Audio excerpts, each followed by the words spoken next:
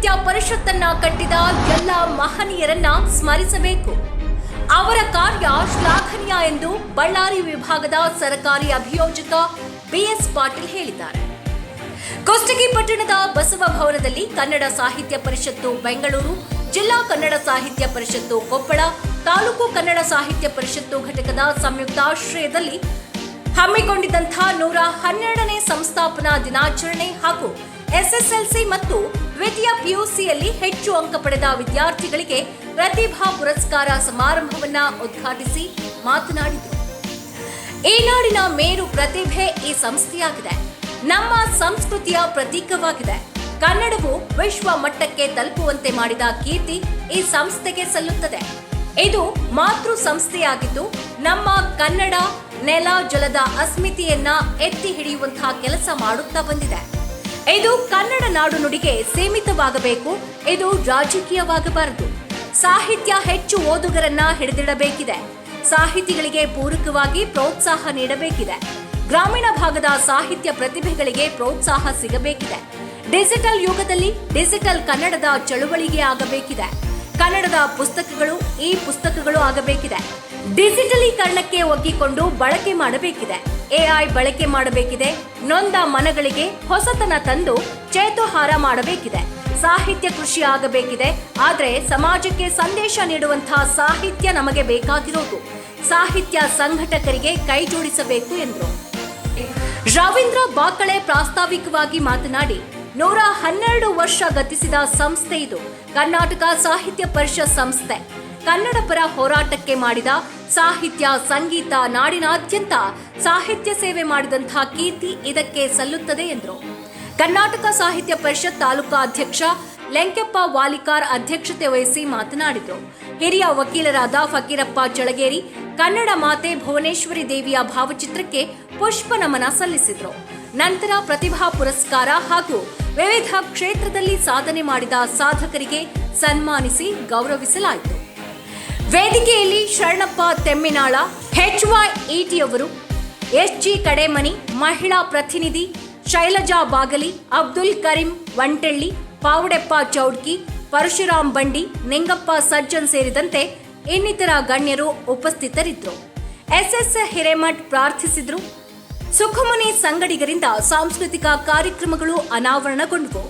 VS ಕಾಡ್ಗಿಮಠ ಸ್ವಾಗತಿಸಿದ್ರು. Sharanappa ಲೈನದ್ ಕಾರ್ಯಕ್ರಮವನ್ನ ನಿರ್ವಹಿಸಿದ್ರು. ಮಹೇಶ್ ಹಡಪದ್ ವಂದಿಸಿದ್ರು. ವರದಿ Sharanappa Lainad, Hiremannapura, Chanakya express news bureau, Kushtagi.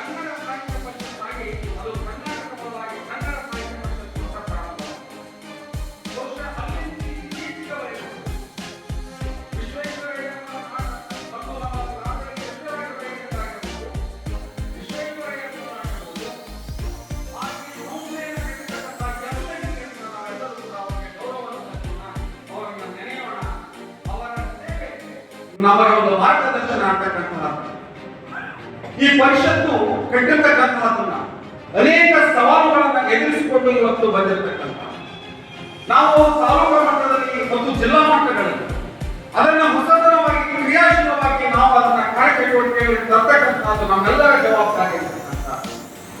ಯಾವ ಕನ್ನಡ ಮನಸ್ಸುಗಳಿಗೆ ಒಲವುತ್ತಾರೋ, ಕನ್ನಡ ಸಂಸ್ಕೃತಿ, ಕನ್ನಡ ಭಾಷೆ, ಕನ್ನಡ ಅಂತಕ್ಕಂಥವರೆಲ್ಲರೂ ಕೂಡ ಅಭಿಮಾನದಿಂದ ಕೊಡಬೇಕಾಗಿರ್ತಕ್ಕಂಥ ಇದೊಂದು ಮಾತೃ ಸಂಸ್ಥೆ ಅಂತ ಕರೀತೇವೆ. ಮಾತೃ ಅಂತ ಹೇಳಿದ್ರೆ ತಾಯಿಯ ಸಮಾನ. ಈ ಕನ್ನಡ ಸಾಹಿತ್ಯ ಪರಿಷತ್ತು ಅಭಿಮಾನ ಪಡಬೇಕು. ನಾವೆಲ್ಲರೂ ಅನೇಕ ಸಂಘ ಸಂಸ್ಥೆಗಳು ಈ ದೇಶದಲ್ಲಿ, ರಾಜ್ಯದಲ್ಲಿ ಇದ್ದಾವೆ. ಆದರೆ ವಿಶಿಷ್ಟವಾಗಿ ಇವರು ಗುರುತಿಸಿಕೊಳ್ತಕ್ಕಂಥದ್ದು ಯಾವುದಾದ್ರು ರಾಜ್ಯದಲ್ಲಿ ಹೇಳಿದ್ರೆ ಮಾತೃ ಸಂಸ್ಥೆ ಅಂತಕ್ಕಂಥದ್ದು ನಮ್ಮ ಕನ್ನಡ ನಡ ಜಲ ಭಾಷೆಯ ಅಸ್ಮಿತೆಯನ್ನು ಎತ್ತಿ ಹಿಡಿತಕ್ಕಂಥದ್ದು ಅದು ಪರಿಷತ್ತು ಅಂತಕ್ಕಂಥದ್ದು. ಆ ಕಾರಣಕ್ಕಾಗಿ ಆ ಸಂಸ್ಥಾಪನೆಯನ್ನು ಮಾಡತಕ್ಕಂಥ ಎಲ್ಲ ಮಹನೀಯರನ್ನ, ಎಲ್ಲ ಹಿರಿಯರನ್ನ ಗೌರವವನ್ನ ಇವತ್ತು ತಾಲೂಕಾ ಪರಿಷತ್ತಿನಿಂದ ಸಲ್ಲಿಸ್ತಾ ಇದ್ದೇವೆ ಅಂತಕ್ಕಂಥ ಮಾತುಗಳನ್ನ ಹೇಳ್ತಾ ಇದ್ದೀವಿ. ಈ ಕನ್ನಡ ಸಾಹಿತ್ಯ ಪರಿಷತ್ತಿನ ಅನೇಕ ಸವಾಲುಗಳು ಇವತ್ತು ರಾಜಕೀಯ ಹಸ್ತಕ್ಷೇಪಗಳು, ಇವತ್ತು ನಮ್ಮ ಸಾಹಿತ್ಯ ಪರಿಷತ್ತಿನ ಬೆಳವಣಿಗೆ ಆಗಿರುವುದು ಒಂದು ಬೆಳವಣಿಗೆಗೆ ಅನೇಕ ಕುಂಠಿತಗಳನ್ನು ನಾವು ಕಂಡಿರ್ತಕ್ಕಂಥ. ಯಾಕಂದ್ರೆ ಇವತ್ತು ಪರಿಷತ್ತು ಹಾಕಬೇಕು ಅಂತಂದ್ರೆ ಕನ್ನಡ ನಾಡು ನುಡಿ ಭಾಷೆಗೆ ಸೀಮಿತವಾಗಿರಬೇಕು ಅಂತಾಗಿ ಇವತ್ತು ರಾಜಕೀಯ ವೇದಿಕೆ ಅಲ್ಲ ಅಂತಕ್ಕಂಥದ್ದನ್ನ ಇವತ್ತು ರಾಜಕೀಯ. ನಾವು ಕೊಟ್ಟಂತ ಮಾಹಿತಿ ಇಷ್ಟವಾಗಿದ್ದಲ್ಲಿ ಲೈಕ್ ಮಾಡಿ, ಶೇರ್ ಮಾಡಿ, ಕಮೆಂಟ್ ಮಾಡಿ ಹಾಗೂ ಮತ್ತಷ್ಟು ಮಾಹಿತಿಗಾಗಿ ಈಗಲೇ ಸಬ್ಸ್ಕ್ರೈಬ್ ಮಾಡಿಕೊಳ್ಳಿ ಚಾಣಕ್ಯ ಎಕ್ಸ್‌ಪ್ರೆಸ್ ಯೂಟ್ಯೂಬ್ ಚಾನಲ್.